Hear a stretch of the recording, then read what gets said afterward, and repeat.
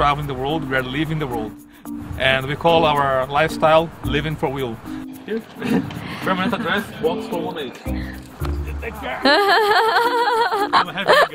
Aşağıda arkamızda gördüğünüz minibüsle karşılaşıp fotoğrafını çekmiştik. Yukarıda da bu arkadaşlarla tekrar karşılaştık, muhabbete başladık. İnanılmazlar. Şimdi size kendilerini tanıtacaklar ve onlara sorularımız var, onları soracağız.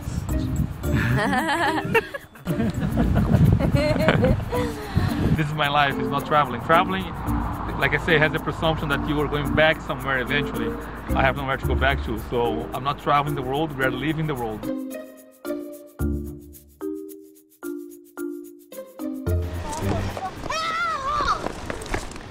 I am born in a place in Earth that you civilized people know and call as Brazil.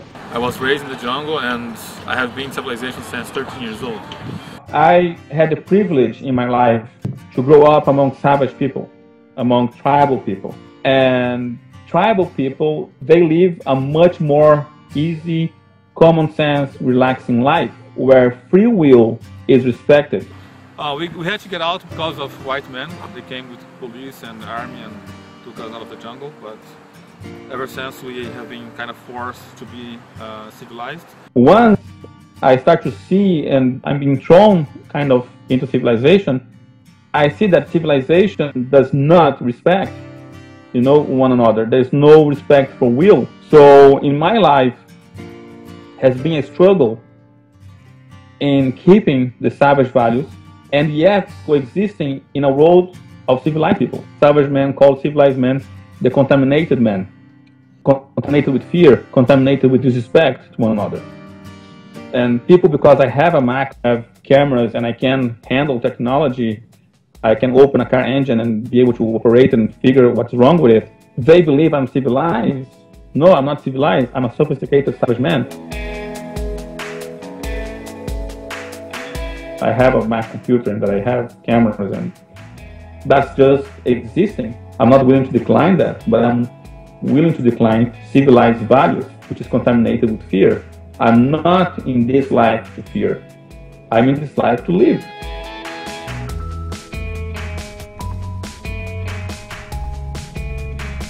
The first time I left Brazil, it took me almost 8 years to go back. So, and I think I only went back ever since I'm traveling maybe 4 times. I started to travel, I was 16 years old, now I'm 41, so you can do the math. Yeah, it's 25. Yeah. People, they really want to travel and, maybe like you, years and years. So how do you manage the economic part? It's very easy. Of course, if you live in one single place, in a house where you have to pay electricity bill every month, water bill every month, gas bill every month, all those bills, you need at least, I would say, for Europe and most of the world, you need about 1,000 euros a month. Yeah. In our lifestyle, there were months where we didn't spend 200 euros and we're still traveling.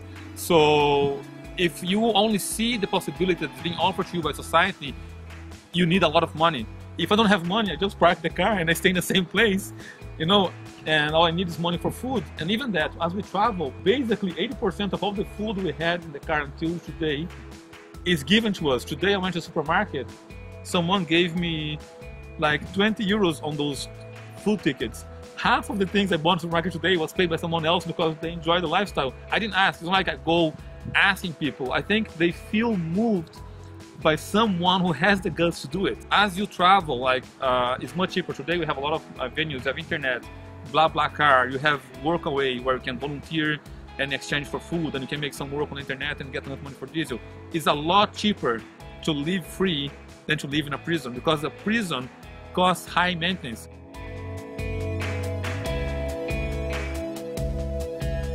We start to talk to her friends, and her friends come to us and say, wow, you guys really are brave, compacting your life to a van, that's really, takes a lot of courage.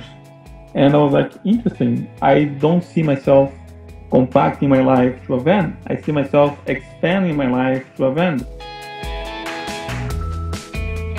While you're traveling, from time to time, do you work as well? She has a work on the internet, which is constant. Also, when we volunteer in places there's Workaway, and then I work my hours of volunteer and her hours. and that gives us a place to stay and food. Yeah. In that way, she's not spending the money that she's generating on the internet. So we kind of complement each other. But even if she stopped working, things will happen. You know, people are afraid of not having enough. Like if she quit her job tomorrow, we're not gonna die.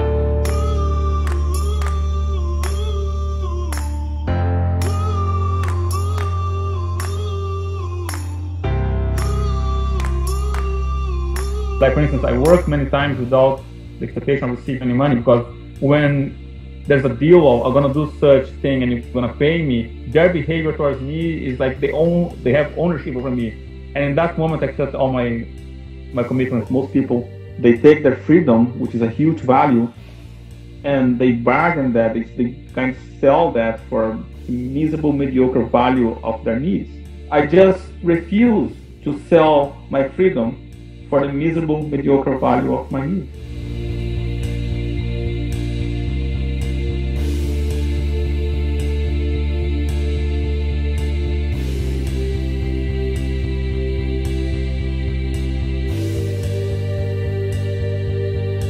I looked through what you've been through in Liberland. What took you there?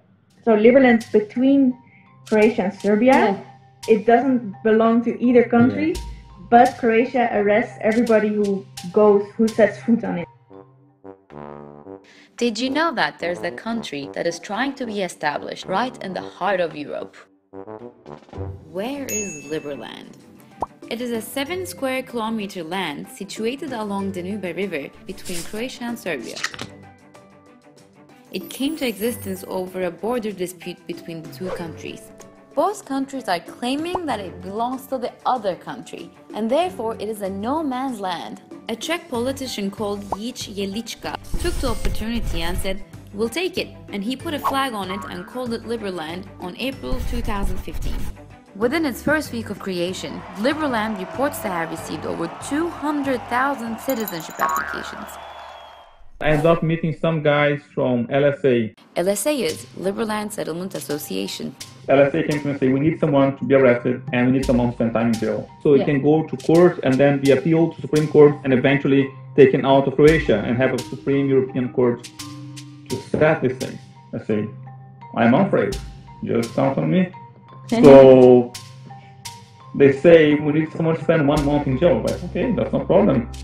They're like, man, it's 1 month in jail. I was like, man, I'm from South America. You know? I have friends in jail. I haven't been in jail myself, but I have a lot of stories from my friends. And honestly, I don't think European jail can match Brazilian jail, you know? I was like, okay, whenever I see the opportunity, I will get arrested.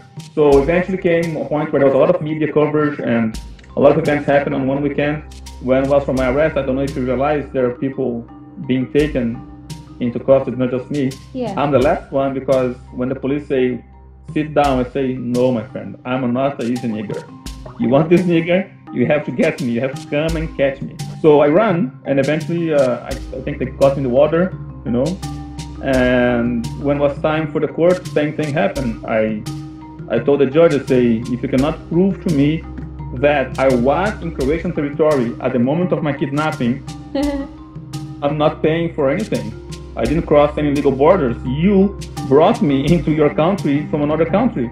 So I'm not paying for anything unless you prove me. I say, if you prove to me that I was in Croatia at the moment that the Croatian authorities took me, I'll pay the fine and I will go and you never see me again. But if you cannot give me that evidence, then I want you to give me the highest sentence possible. That's exactly what the judge did. She gave me the highest sentence possible plus 1 day. No? So I went to jail and people start to offer to pay for my fine. I was like, no. If I pay, I'm admitting that I'm wrong. I'm not wrong. Just put me in jail, no problem. And what made you do all this for this land? Until that time, you had no emotional connection to it. I didn't do it for the land. What I did because of the idea, you know, was a movement towards liberty. You know, any idea pro-liberty, you can count me in. There's no price that's high for liberty. You could still be free in one place, as in free within your definition of freedom, but you choose to be mobile, and why is that? The only certainty we have in this life is movement. Movement is not a choice, it's life itself. If you choose to live a stagnated life, a conformed life in a comfort zone, you are dead. You are a zombie. They convince themselves that conformity is happiness. Conformity is not happiness, because conformity is not freedom. I don't want to be a zombie. I only have this existence. I'm not going to waste it.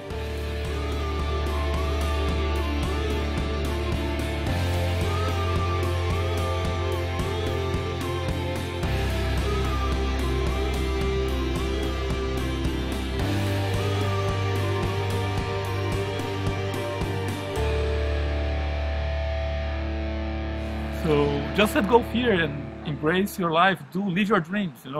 Life is just one and it's very short. Remember to subscribe to our channel.